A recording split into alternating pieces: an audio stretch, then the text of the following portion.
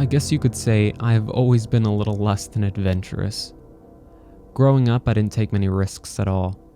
I only played in the backyard because I knew a car could swerve off the road at any time, and I only played Little League for a week since the ball was getting dangerously close to my head.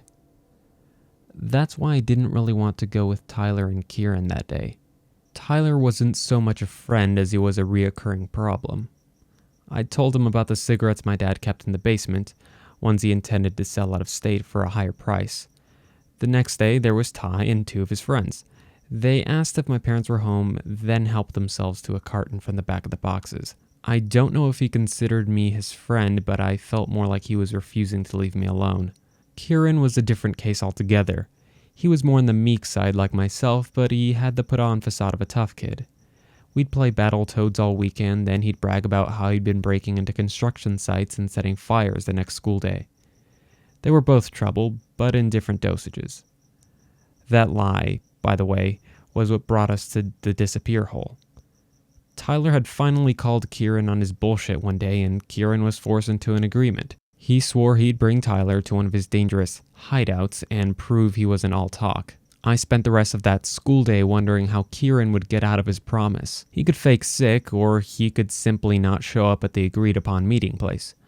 Either way, I never expected to actually go anywhere dangerous that evening. "You're here. I didn't think you had the nuts," Tyler called out as Kieran biked toward us in the distance. We could barely make him out due to the setting sun and the dirt his wheels were kicking up. "I've got plenty of nuts," Kieran called back, his voice cracking from obvious nervousness.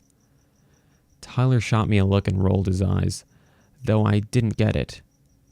"Well, where is it?" Tyler demanded as Kieran let his bike fall to the ground as if he didn't care about it. "Take a chill pill. It's right around here somewhere." Kieran dusted off his pant legs and strolled up to us as casually as he could manage, then swallowed hard. "This way."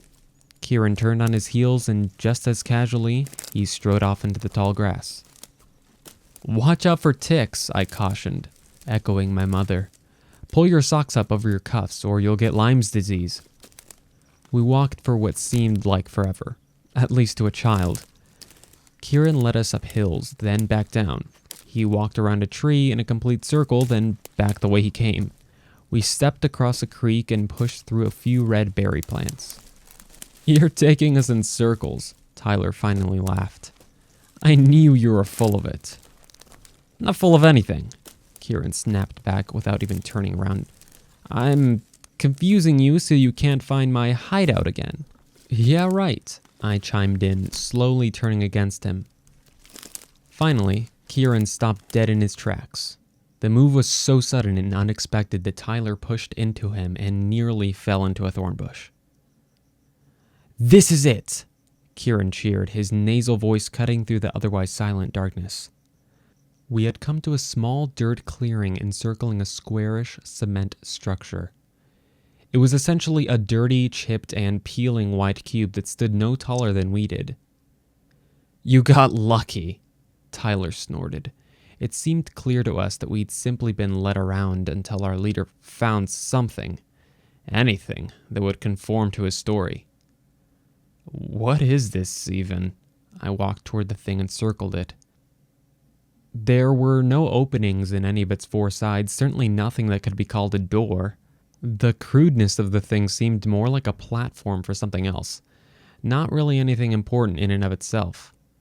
Still, Kieran refused to be deterred. "I come here lots. I sit up here and this is my battle fort. It used to be part of a house, but then I burned the rest of it down and no one ever found it." He hoisted himself up onto the structure, talking it up the whole time. "Oh," he gasped. "Wow." By the time Tyler and I climbed to his position, Kieran had regained his composure. He acted as if he'd never seen that perfectly circular hole in the top of the cube, but only at first. Now he knew everything about it. "This is a water holder," Kieran proudly explained. I peered down into the opening and saw nothing but darkness beyond the stained, corroded metal lip. "Rain collects in there so you can drink it," the boy continued. Nah, it's just a septic tank or something. Tyler shook his head. That's where the poop goes.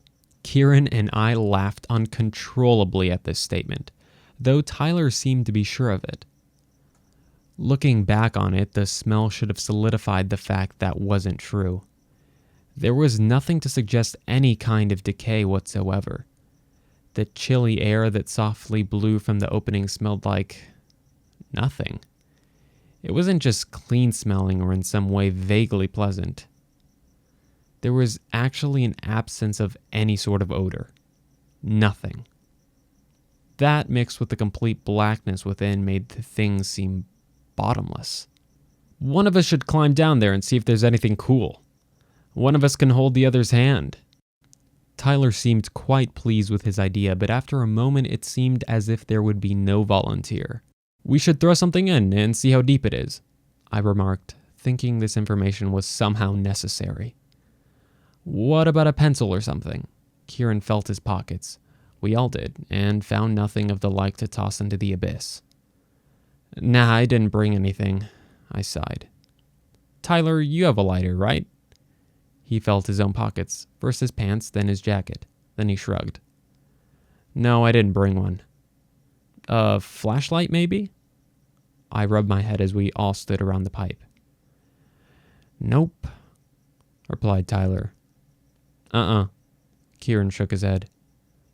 I turned to look down at the clearing, figuring we could find a rock or a branch.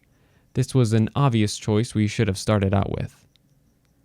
Hey, Kieran mumbled as he turned and looked around with me. Didn't we have a flashlight?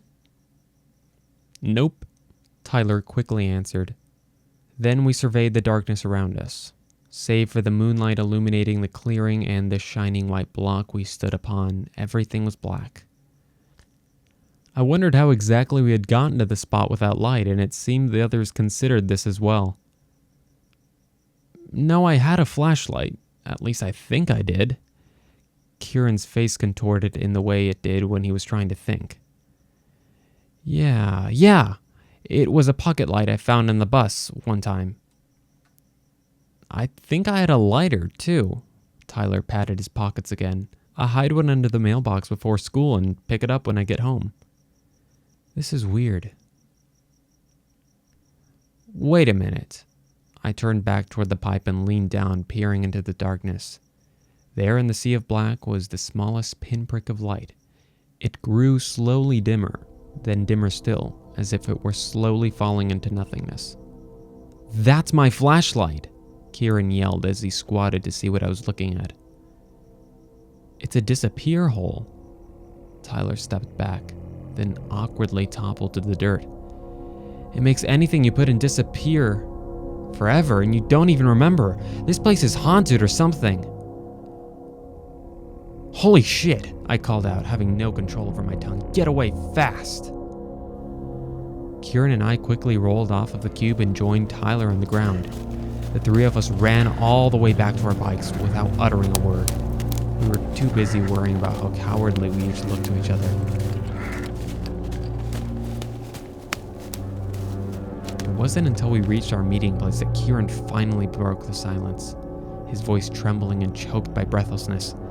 Tyler and I could only stare, wide-eyed, as he spoke. Whose bike is that?